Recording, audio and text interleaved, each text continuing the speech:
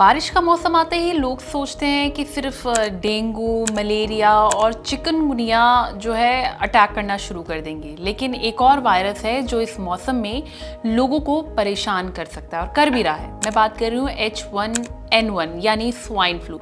दिल्ली में swine flu के मामले सामने आ भी रहे हैं और दूसरे राज्यों से भी केस रिपोर्ट हो रहे हैं, लेकिन सवाल ये है कि आखिर बारिश और स्वाइन फ्लू के बीच कनेक्शन क्या है? क्या मॉनसून का मौसम इस वायरस के फैलने के लिए ज्यादा फेवरेबल होता है? और सबसे बड़ी बात, क्या स्वाइन फ्लू आम फ्लू से ज्यादा डेंजरस हो सकता है?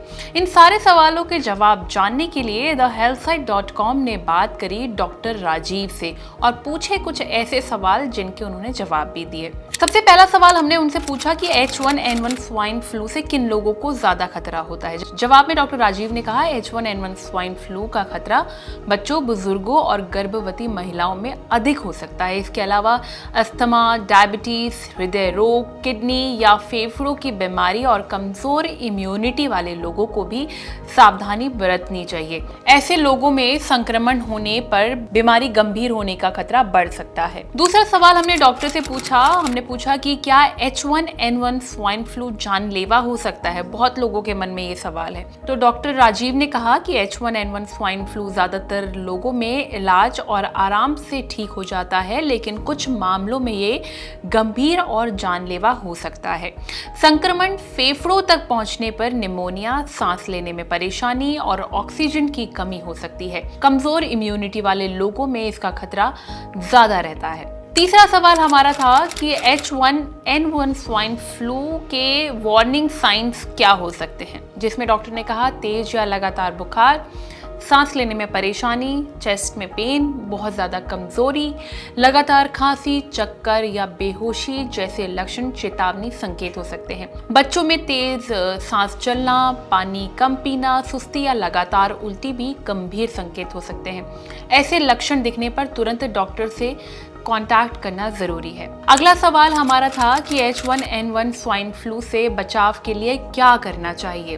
तो डॉक्टर ने कहा कि H1N1 से बचने के लिए हाथों को साबुन से बार बार धोएं और खांसते या छींकते समय मुंह, नाक ढककर रखें। बीमार व्यक्ति से दूरी रखें और भीड़ भाड़ वाली जगहों पर मास्क पहनें। संक्रमित होने पर घर पर आराम करें और दूसरों से दूरी रखें। डॉक्टर की सलाह से फ्लू वैक्सीन भी लगवा सकते हैं।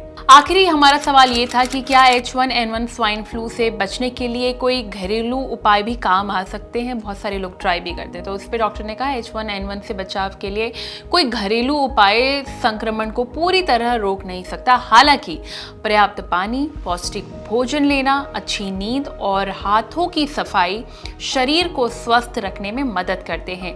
गर्म पानी या काढ़ा गले की परेशानी में राहत जरूर दे सकता है, लेकिन इसे इलाज का विकल्प नहीं मानना चाहिए। देखिए, H1N1 से बचाव का सबसे अच्छा तरीका यही है। क्या करना है? साफ सफाई रखनी है, सही हाइजीन मेंटेन करना है, भीड़ भाड़ में सावधानी और सिम्टम्स को समय रहते पहचानना है। अगर तेज बुखार, सांस लेने में परेशानी हो रही है या लगातार खांसी जैसे वार्निंग साइंस आपको दिख रहे हैं तो खुद से इलाज करने के बजाय तुरंत डॉक्टर से एडवाइस ज़रूर लें। इस वीडियो को लेकर आपकी क्या राय है, कमेंट करके ज़रूर बताएं और हेल्थ से जुड़ी इस तरह की और भी वीडियोज़ के लिए लाइक एंड सब्सक्राइब करें thehealthsite.com।